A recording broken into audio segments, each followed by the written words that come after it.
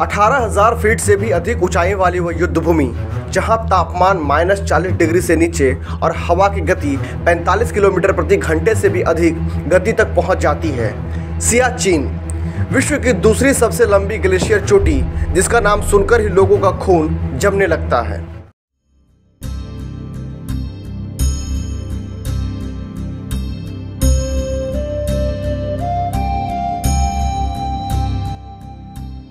Paramvir series की दूसरी कड़ी में ये कहानी है उस जाबाज की जिसने अपने फौलादी हौसलों के दम पर सियाचिन को भी अपने आगे झुका दिया था। मैं सृष्टि विश्वकर्मा इस एपिसोड में सुनाऊंगी एक ऐसे योद्धा की कहानी जिसने बिना अपनी जान की परवाह किए अपने शहीद फौजी भाइयों का बदला लिया और देश को एक बार फिर 1.25 लाख से एक लड़ाओ तभी गोविंद सिंह नाम कहाओ को जी कर दिखलाया था। ये कहानी है जम्मू एंड कश्मीर के कादियाल गांव के एक ऐसे शख्स की जिसका जन्म 6 जनवरी 1948 में हुआ था। जवानी के दिनों जहां लोग जीवन में मनोरंजन और सुकून ढूंढते हैं, वहां इन्होंने अपनी 19 साल की उम्र में भारतीय सेना की 8वीं Jammu and Kashmir light infantry में भर्ती होने का फैसला लिया। उस शख्स का नाम था बाना सिंह, जिसने भारतीय इतिहास में कर्तव्य और वीरता के दम पर खुद को अमर कर लिया।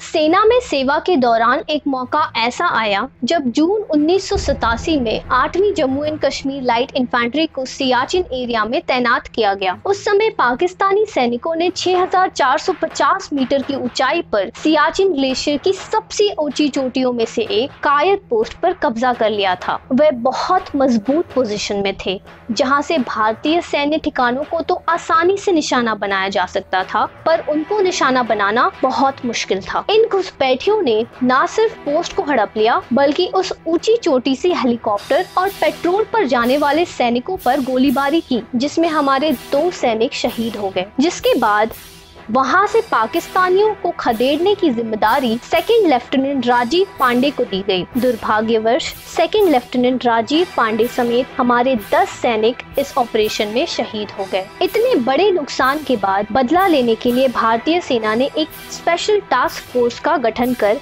सेकंड लेफ्टिनेंट राजीव पांडे के नाम पर ऑपरेशन राजीव शुरू किया। इस टास्क फोर्स में शामिल जांबाजों में से एक जांबाज नायब सूबेदार बाना सिंह भी शामिल थे। खड़ी चढ़ाई और 140 किलोमीटर प्रति घंटे की रफ्तार वाली हवा के अलावा लगातार गिरते तापमान वाली परिस्थिति में भी नायब सूबेदार बाना सिंह और उनके साथियों ने हिम्मत नहीं हारी। भारतीय जवानों ने लगातार दुश्मनों के पोस्ट पर ग्रेनेड बरसाना शुरू कर दिया। ग्रेनेड के धमाकों से भारतीय सेना को 2 फायदे मिले। पहले फायदे के तहत दुश्मनों को संभलने का तनिक भी मौका नहीं मिला, वहीं धमाकों से बर्फ में हुई हलचल का भी लाभ मिला। अचानक हुए हमले से पाकिस्तानी घुसपैठियों को संभलने का मौका बिल्कुल न मिलने पर वे अपनी जान बचाने के लिए इधर उधर भागने लगे, जिन पर नायब सूबेदार बाना सिंह और उनके साथी बिजली की तरह टूट पड़े। भारतीय सेना के जाबाजों ने एक एक करके कई पाकिस्तानी घुसपैठियों को मार गिराया। इस तरह नायब सूबेदार बाना सिंह ने चंद मिनटों में भारतीय चौकी को पाकिस्तानी घुसपैठियों से आजाद कराकर भारतीय तिरंगे को शान से लहरा दिया। नायब सूबेदार बाना सिंह को इस अभूतपूर्व बहादुरी के लिए सेना के सर्वोच्च सम्मान परमवीर चक्र से सम्मानित किया गया। बाद में बाना सिंह के सम्मान में कायद पोस्ट का नाम बदलकर बाना टॉप कर दिया गया। बाना सिंह उन चुनिंदा परमवीर चक्र विजेताओं में से एक है जिन्हें जीते जी परमवीर चक्र को पहनने का गौरव प्राप्त हुआ। आप सुन रहे थे ऑनररी कैप्टन बाना सिंह परमवीर चक्र की कहानी ब्रीफली पर। हम ऐसे ही भारत के परम योद्धाओं की कहानी आप तक लेकर आते रहेंगे। अगर आपको हमारा काम अच्छा लगा तो वीडियो को लाइक करें और चैनल को सब्सक्राइब करें। धन्यवाद।